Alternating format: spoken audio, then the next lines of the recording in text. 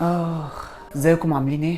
يا رب تكونوا بخير، وبعتذر لكم جدا عن الاسبوع اللي فات ان الفيديو ما نزلش. زي ما واضح كده لوك جديد والتجنيد بدأ انه ينادي عليا. حلقة النهارده للاسف مش هينفع ان احنا بعد كده نتكلم بطريقة دايركت على فلسطين بسبب ان اليوتيوب دلوقتي مستقصدني الفترة دي، بس ربنا يكرم ان شاء الله ونعوض اللي فات. تعودنا ان احنا كل يوم بقينا بنشوف مئات الالاف من اخواتنا بيموتوا وبيتم قصفهم، بس لو احنا تعبنا او زهقنا ايراد، هم تعبوا وزهقوا مليون. ولو احنا تعبنا من المشهد، فانا عايز اقول لك ان كل اللي بيحصل ده مش سيناريو في فيلم، ده انسان زيه زيك وعنده حلم زيه زيك ونفسه يعيش الحياه العاديه اللي انت عايشها دي، واللي هي اساسا مش عاجباك واللي انت مش مبسوط بيها. ده حلم غيرك، وانت المفروض تدوس ايدك وش وظهر على كل النعم اللي انت فيها دي. نفسه يلاقي حقوقه من اكل وميه وكهرباء، ودي تعتبر ابسط حقوقه اللي المفروض تبقى اصلا متاحه له. انا عارف ان انت تعبت من كتر المشاهد اللي انت بتشوفها وبتشيرها، وحاسس ان اللي انت بتعمله ده مش جايب اي نتيجه ولا اي هم. بس خليني اقول لك ان لو كلامك فعلا او الفيديوهات اللي انت بتنشرها دي او بتشيرها ما كانتش جايبه همها، ما كانوش هيصرفوا ملايين عشان يزيفوا الحقيقه بتاعتهم في الغرب وفي اوروبا وفي بقيه انحاء العالم. ما كانوش هيمولوا قنوات اخباريه تعتبر الاكبر في العالم كله والاشهر كمان عشان بس تزيف كام فيديو او كام حقيقه من اللي بتحصل في فلسطين. وما كانوش برضو هيجبروا منصات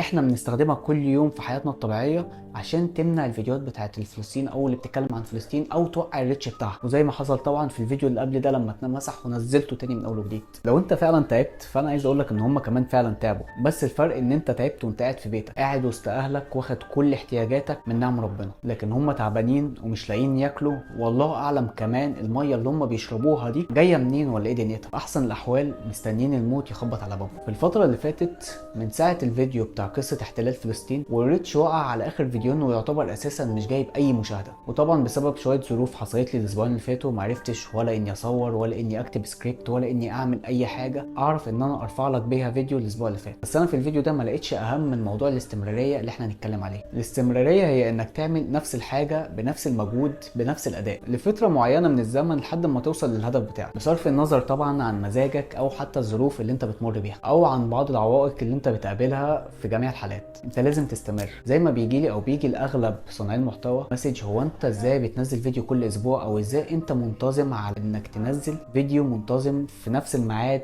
في نفس اليوم كل اسبوع، ازاي محافظ على الاستمراريه دي؟ طب انت اساسا ما بيحصلكش ظروف؟ ما انا لو ما كانش بيحصل لي ظروف كنت نزلت الفيديو اللي حصل الاسبوع اللي فات. الفكره ان انا حابب اللي انا بعمله ومستمتع بيه لاقصى حد ممكن تتخيله، وحسيت بقيمه اللي انا بعمله فعلا لما بدات اعمل الحاجه اللي انا حاببها وفي نفس الوقت بوصل رسالتي على اللي بيحصل في اخواتنا في قطاع غزه. تقدر تساعدني؟ شوف الفيديو ده للاخر وتعمل سبسكرايب في القناه وتقول لي رايك على الفيديو اللي فات، وصدقني هيعجبوك فعلا. كبدايه للموضوع، هو ايه اللي بيحصل فعلا بيخلي الواحد مش قادر انه يستمر او يفضل موضوع الاستمراريه ده على الحاجه اللي هو بيعملها؟ لو رجعنا لحته تعريف الاستمراريه اللي انا لسه قايله لك، اللي هو انك تعمل نفس الحاجه بنفس المجهود بطريقه منتظمه لحد ما توصل طبعا للهدف بتاعك. وطبعا مفيش احسن ولا افضل من موضوع الاحداث اللي بتحصل في الفتره دي اللي احنا نتكلم عليها عن فكره الاستمراريه نفسها، وازاي ده طبعا اثر علينا كلنا. في بدايه الاحداث بتاعت فلسطين وقطاع غزه كل الناس بدات انها تتكلم وتشير، والناس اللي بدات تقاطع منتجات ومش عارف ايه اللي يحصل. كل الكلام ده فضل مستمر لاول 30 يوم بس، بعد كده الناس بدات تريح،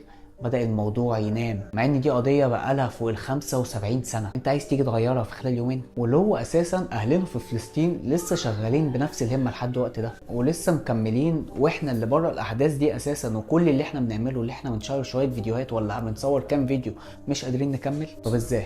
قول لي ازاي؟ ببساطه كده لازم انك تفهم ان حته الاستسلام دي او حته انك ببساطه كده لازم تفهم ان حته الاستسلام دي اساسا حاجه رفاهيه، وهم ما عندهمش رفاهيه الاستسلام او مش موجوده في قاموسهم اساسا. الناس اللي موجوده هناك دي ما عندهاش حته المايند سيت بتاعت الاستسلام. لا انا هقوم كل يوم اعمل نفس الاداء، لا انا هقوم كل يوم اشتغل بنفس الاداء وبنفس المجهود لحد ما احرر ارضي ووطني. الفكره ان هم هناك بيركزوا على حته المايند سيت اللي هو انا في النهارده وهعمل النهارده اللي اقدر عليه عشان اوصل اللي انا عايزه او اوصل لهدف، وممكن كمان ما تكملش، بس ده بيبني جواك عليه اللي هو المجهود اللي انا هعمله النهارده او هبذله النهارده لازم الاقي نتيجته بكره او النهارده بالكتير قوي. زي بالظبط كده لما واحد يروح الجيم النهارده ومستني ان جسمه يتغير بكره او النهارده او عضلاته تبدا انها تكبر، مش معنى كده انه مثلا محتاج انه يقعد يقعد شهر او يقعد اسبوعين او يقعد حتى شهرين 3 انه حتى يشوف نتيجه على جسمه. مفيش حد بيبني جسم من يومين 3 او حتى من اول اسبوع. فانا لما بحط حته الاستمراريه دي في دماغي،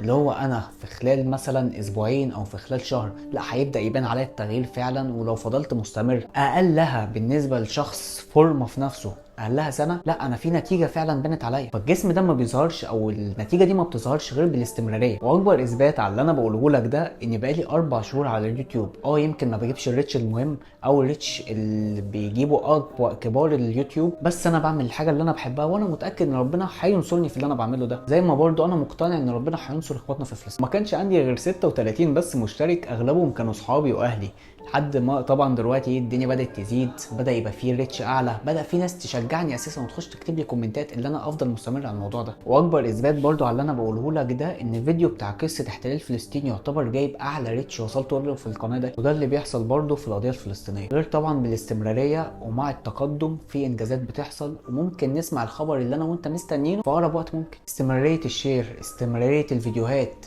استمراريه البوستات اللي انت بتعملها لحد ما توصل لاكبر عدد ممكن من الناس، تعرفهم الحقيقه وتعرفهم ايه اللي بيحصل فعلا. احنا دلوقتي بنحارب زي ما برضو في ناس بتحارب المنتجات، زي ما احنا دلوقتي بنقطع منتجات، وبدا فعلا نشوف نتيجه على الموضوع ده. واكبر نتيجه على اللي انا بقوله لك ده ان ستاربكس بذات نفسه بجلاله قدره نزل اسعاره من حاجه و90 جنيه ل 20 جنيه. دي اكبر نتيجه احنا شفناها عن مقاطعتنا للمنتجات. وطبعا ده برضو بيساعدنا من ناحيه ثانيه، ان انت بتعلي اقتصاد بلدك.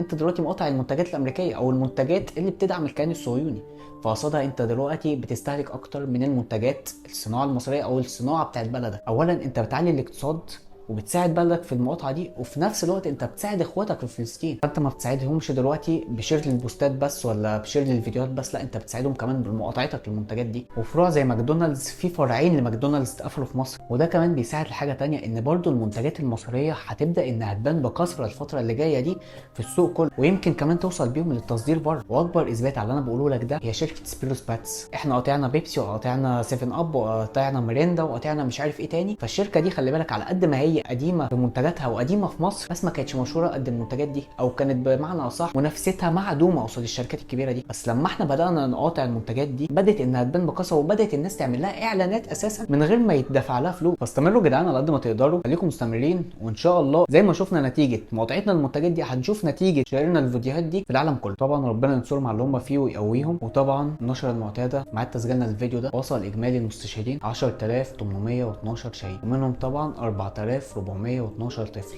و2918 طبعا من السيدات، و667 مسن. ووصول عدد المصابين والمأذيين من اللي بيحصل في القصف في قطاع غزة لاكتر من 27000. وبس ده كل اللي كان عندي اقوله لك في الفيديو ده. لو عجبك محتوى الحلقه وعجبك الفيديو تنساش لايك الفيديو، سبسكرايب للقناه، واكتب لي تحت في الكومنتات ايه رايك في موضوع حلقه النهارده، واستناني في فيديو جديد في موضوع جديد. اشوفك على خير.